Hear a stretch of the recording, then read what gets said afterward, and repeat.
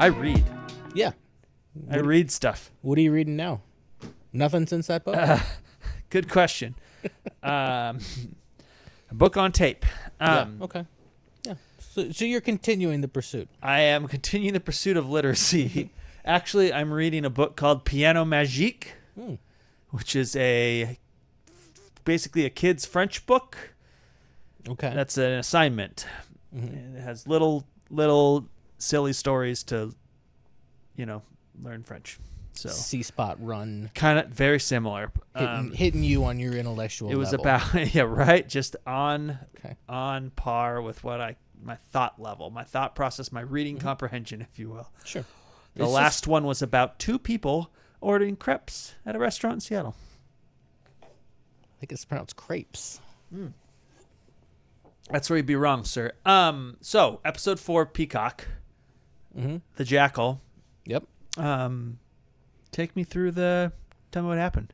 Well, just drove over my segue because I was going to talk about how the guy was in France. He also was talking French. He was in France. He spoke good French. I think. His Again, his German life sounded good. His French sounded fine. His work life is colliding with his home life. Yep. He's driving to France. Get ready to Colliding that's a good term. Because he will run right in the back of a car because he is distracted about his problems at home. His wife has found out that he has a secret basement. Yep, with guns and ID and money. Which is one of the better things to find in a secret basement. If you're going to hide stuff in a secret basement, it should be money and fake IDs and guns. Right. If you're walking into one of those, that's much better than so many of the alternatives. Nazi memorabilia, child pornography, just to name a few bad things that you... So he's thinking about that, and he runs smack into a big truck. Yep. Very distracted, and has to kill a couple of guys and leave. He meets up with his wife. And by a couple of guys, he kills a cop. A cop and and the delivery driver. Meets up with his wife in Paris. Explains everything to her. Says he's... do you remember the term that he uses? No. Cleaner? He's a troubleshooter. Troubleshooter, that's right. He debugs. Shooter. Do you see? You see what he's done? He shoots the trouble. Exactly. It's not a lie if it's the truth, but then he immediately lies because she says, "Do you kill people?" And he says, "No." Yeah, and he has a great pain. How could you possibly accuse me of such a thing? If that's what you think, this is gonna be sorted in no time. So I don't know. She seemed kind of... So he tells her this. He invites her to France. Yeah. He says, "I've booked you a flight. Come hang out with me. We'll go to dinner."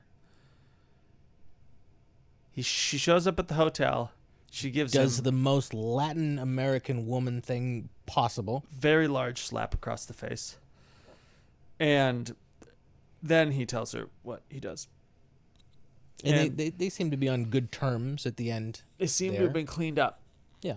And then in the morning he wakes up and leaves, and we notice that she wakes up as well. But I thought she was going to follow him, but that doesn't seem to be the case at this point. It did. Yeah, they framed it up like she had put a tracker on his car or was going to take the bus and follow behind him or something, but it didn't look like she did any of that. Instead, he goes off and starts scouting, presumably a location he is considering to kill this guy. Yep. Where he will make his big grand announcement. Billionaire. It's a concert venue.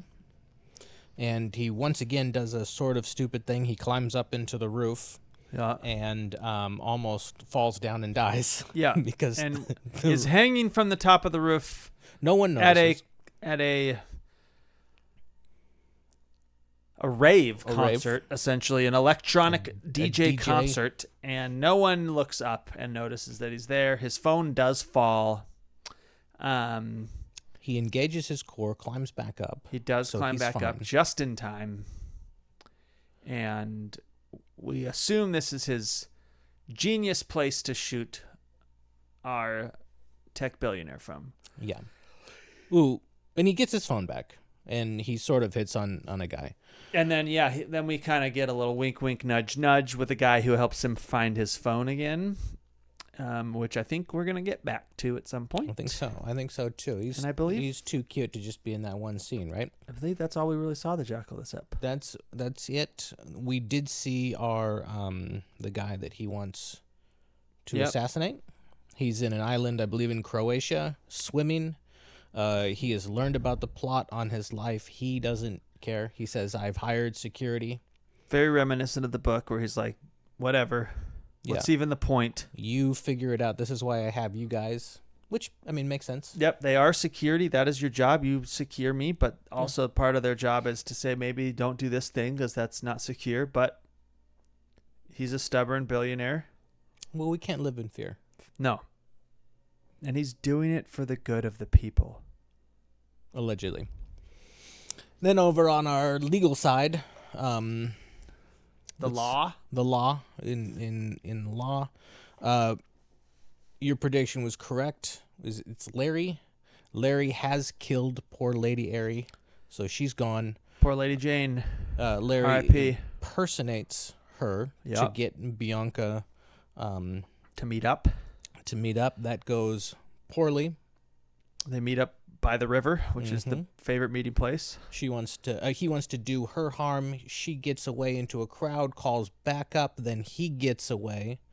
But then that's not the last time the two of them will see each other that ep. Because he finds out where she lives, and we see a little bit of her home life for, I think, the first time. Yep. So we've got a parallel here between the Jackal and Bianca. We're seeing their home life intrude upon their work life. Crash into it. Crashing. You're doing Crash into me.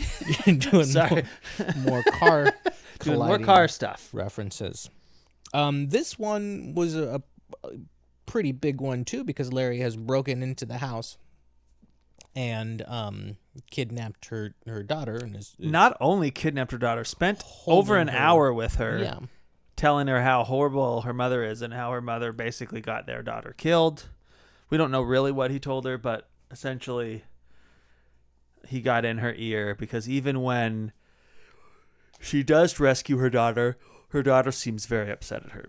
Well, she shoots him pretty immediately and very competently, and I'm thinking that's the first time the daughter has seen her do violence. Her tactical skills, her skills in the field. So of course that's going to lead some credence to these allegations. It does get back to my hashtag good soldier. There's a lot of good soldiering in this TV show versus good police officering or good assassinating, but we'll get into that.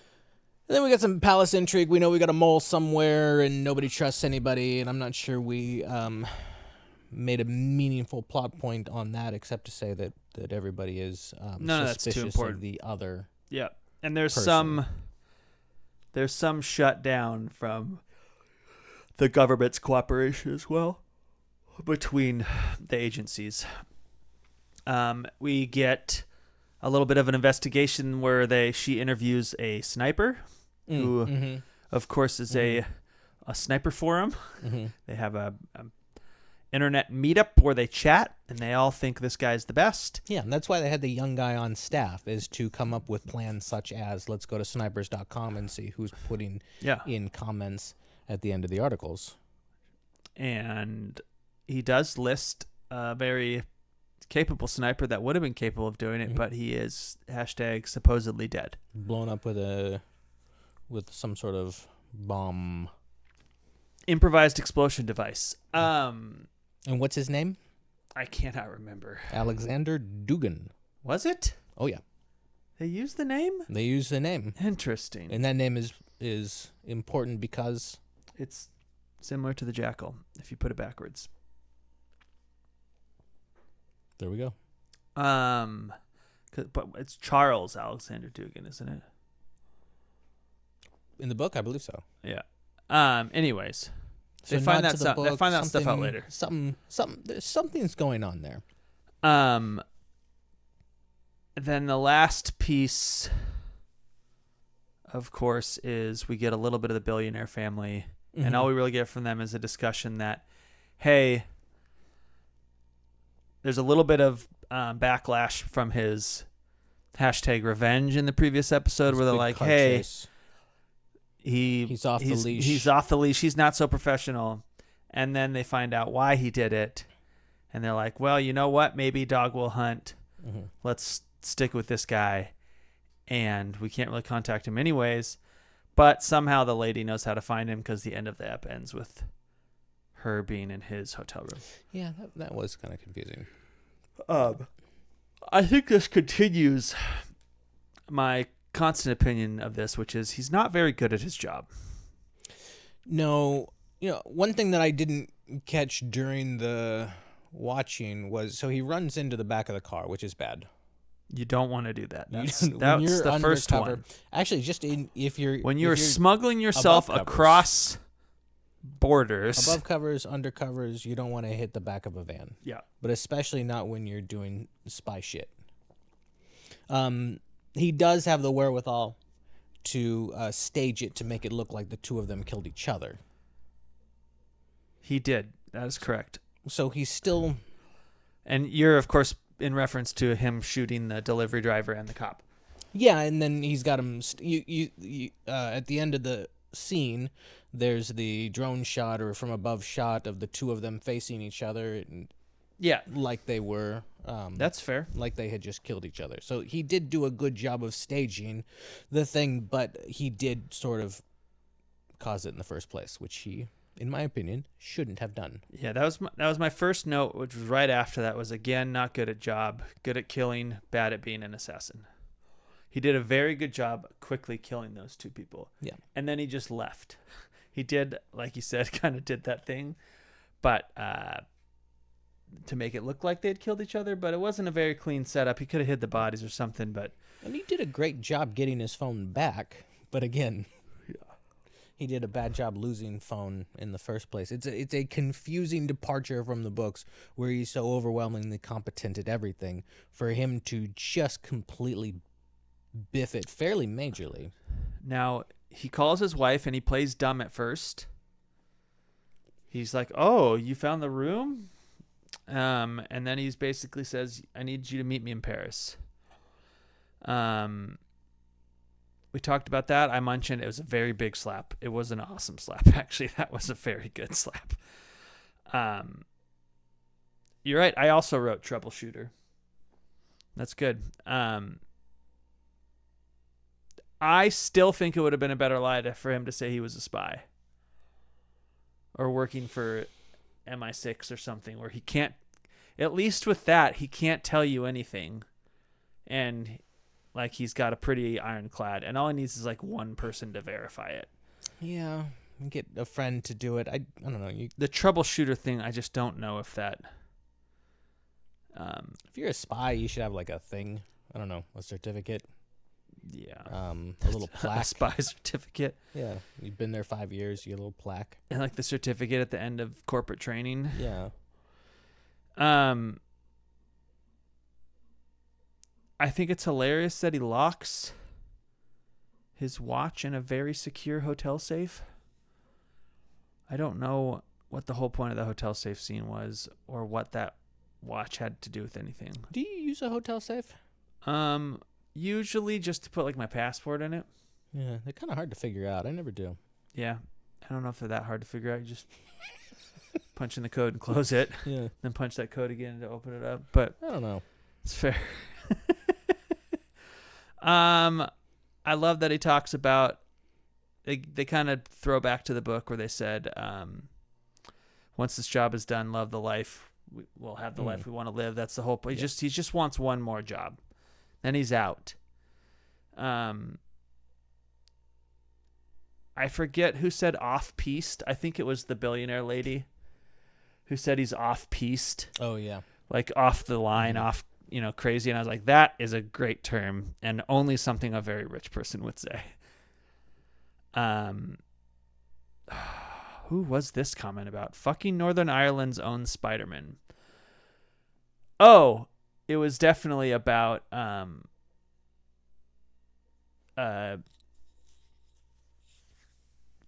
Lady Jane's husband, So he was like jumping off of the boat onto a car. He Oh, did a whole yeah. bunch of stuff, and Yeah. which was surprising because he did not seem like a very Much more nimble. than we nimble expected. person. He seemed very unmobile, but he was moving when he needed to move.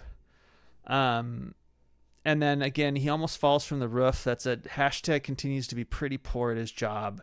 Also, I don't think the spot he's going to shoot this person from is a very good secret spot. Yeah. He's at a concert. He's able to somehow get up into the rafters without them showing how he snuck up there at all. He basically just walked up there.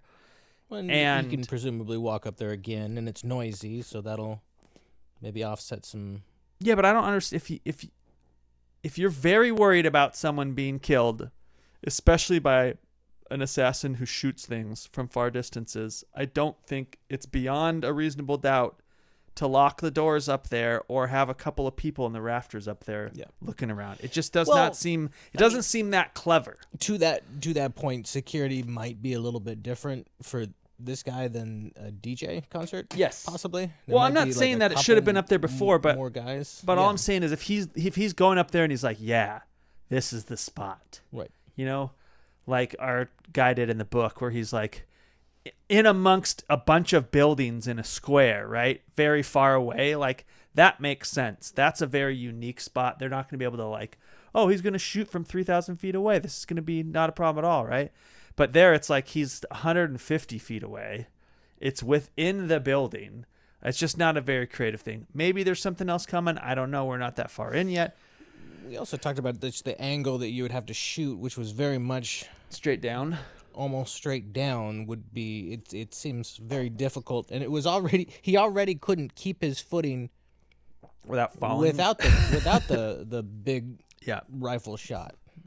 So I worry about his balance up there. Also, he's standing up in a place that is based on an acoustic ceiling that makes changes. Why would they?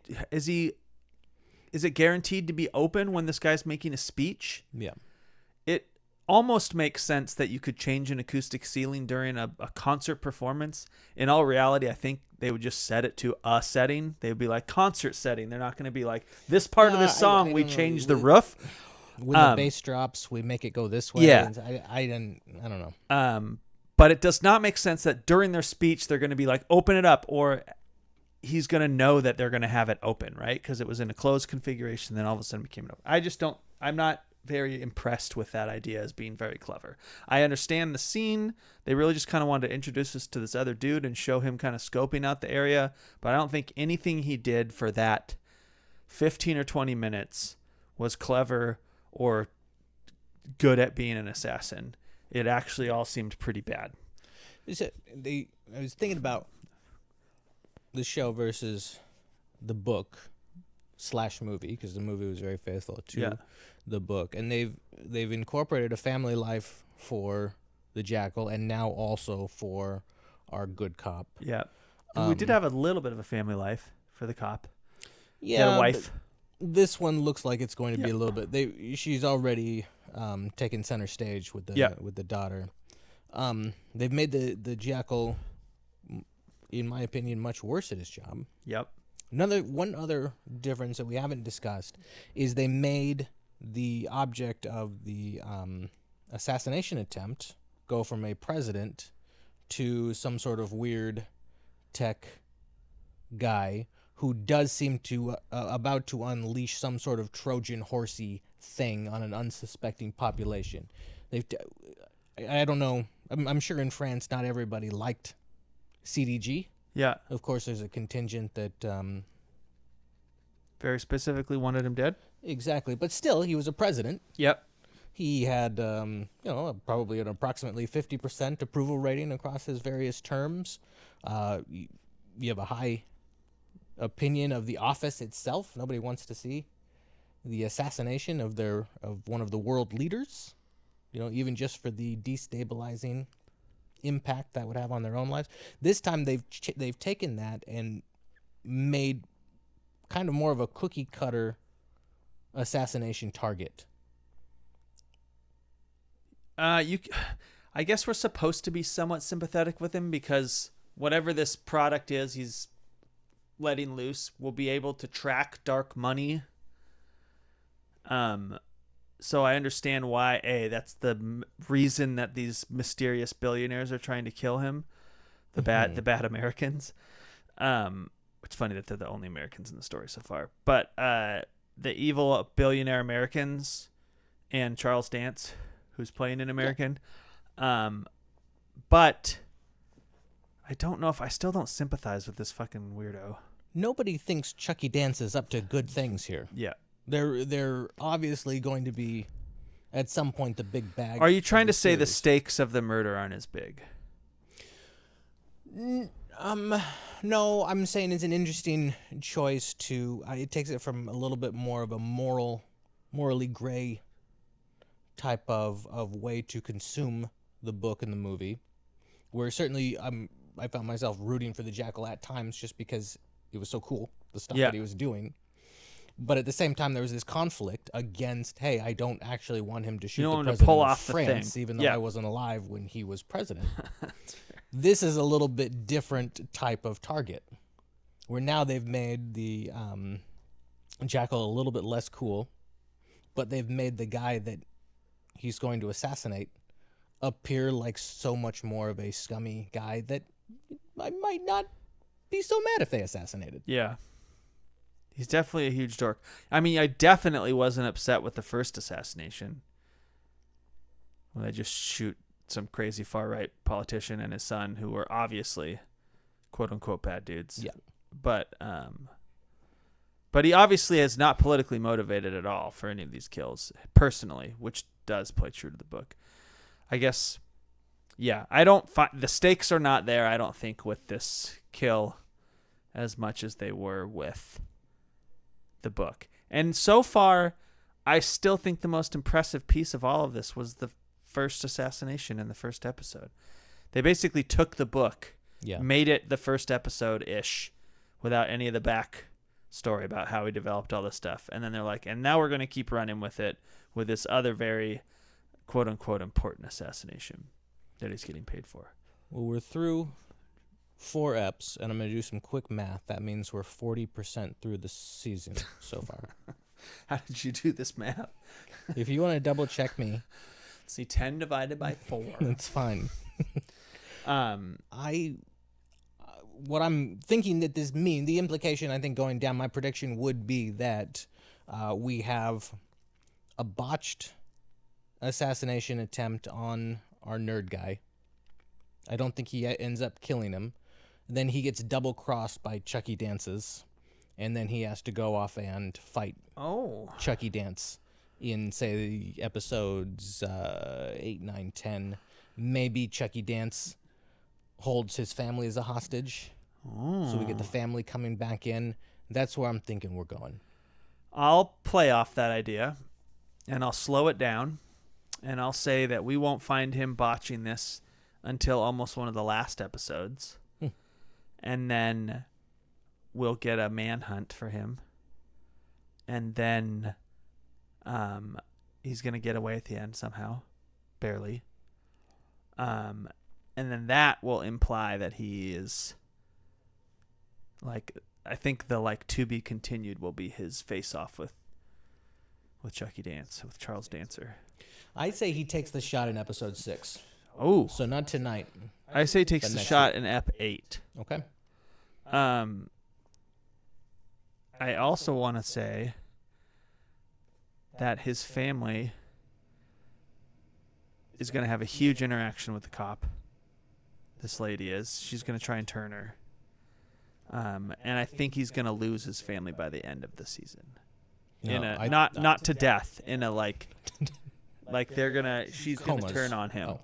There's going to be, obviously they're going to come back in season 2, and he's going to like try and get them back or whatever, but I think they're going to go into like witness protection. No, I think they're kidnapped by the dancer. All right. I like these theories. You know what the best thing is? We don't have to write them down. They're recorded. Right. All in all, I still am enjoying the show thoroughly. I know we just did a lot of complaining about how he's not very good at his job, but again, the scenery is amazing, the shooting is awesome, the acting is tremendous, the action is very good. It was an intense scene when he fell through the ceiling. It just made me not think he's very good. That's the big thing for me is I just keep being like, wow, he's supposed to be the best at this. The best. He's obviously a assassin in the very world. good It's shot. Mr. Magoo We've established he is very good at shooting. just can't walk from place to place. Just not very good at walking on rafters Or keeping his eyes on the road. or driving. Yeah. Okay. You on board with me so far? You agree? Yeah. Different ideas? Let's see Descent? who's right. Well, I mean, we already talked about that, and I'm right. So. Let's see. Good night.